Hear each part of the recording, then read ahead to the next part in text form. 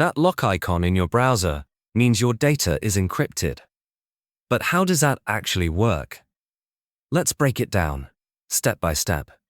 When you send a message directly over the internet, anyone who intercepts it could read your data. Because data travels across networks as electrical signals and waves. So, to protect it, your data is transformed by mixing it with a specific value called a key.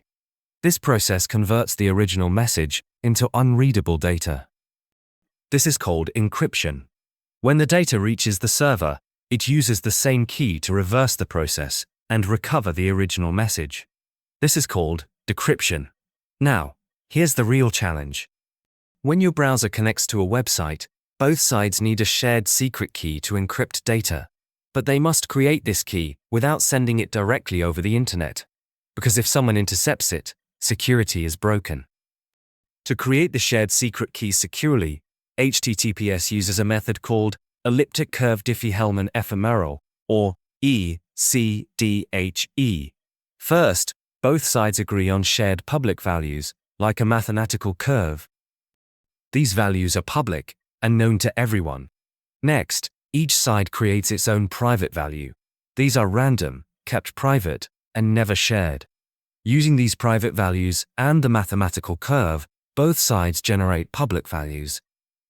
These public values are safe to share openly. Then, they exchange these public values over the internet. Anyone can see them, but on their own, they don't reveal anything useful. Now comes the key step. Each side combines its own private value with the other side's public value. Even though they use different inputs, both sides end up with the exact same shared secret key. And here's the important point. That secret key was never sent over the internet. It was created independently on both sides. This works because of strong mathematical properties used in elliptic curve cryptography. It relies on mathematical problems that are extremely difficult to reverse.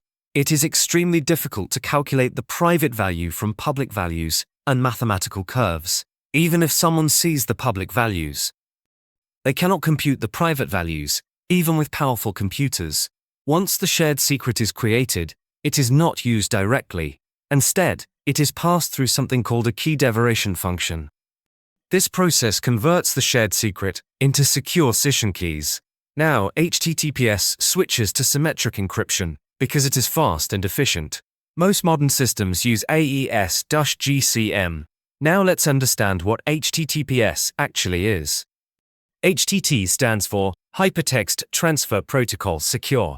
HTTP is the protocol used for communication between your browser and a website. It defines how data is formatted, how it is sent, and how browsers and servers communicate over the web. But HTTP alone does not protect the data. That is why HTTPS adds TLS, Transport Layer Security. TLS is the security layer that protects the connection between your browser and the website. Its job is to encrypt the data, verify the identity of the website, and ensure the data is not modified during transmission. When data travels across the internet, it passes through multiple routers, networks, and systems. Without encryption, anyone intercepting the traffic could potentially read the information. So before the data is sent, TLS encrypts it using the secure session key created earlier. Here's what happens during encryption. First, your data is encrypted using the session key. Second, a unique nonce is added. This is a one-time random value used for every message. Even if the same data is sent twice, the encrypted output looks completely different. This prevents attackers from detecting patterns in encrypted traffic. Third, an authentication tag is created. This works like a verification code for the encrypted data. It ensures the data was not modified, the message came from the correct source, and the encrypted data is still valid. If even a single bit changes, verification fails, and the data is rejected. This gives HTTPS 3 major protections. Encryption hides information. Authentication verifies identity. Integrity prevents unauthorized changes. The final encrypted data looks completely random. Without the correct key, the data is practically impossible to read or safely modify. Only the server with the same session key can decrypt it correctly. So that lock icon in your browser means your connection is encrypted, verified, and protected, all happening in milliseconds behind the scenes. If you want to understand more hidden technologies behind the internet, subscribe now.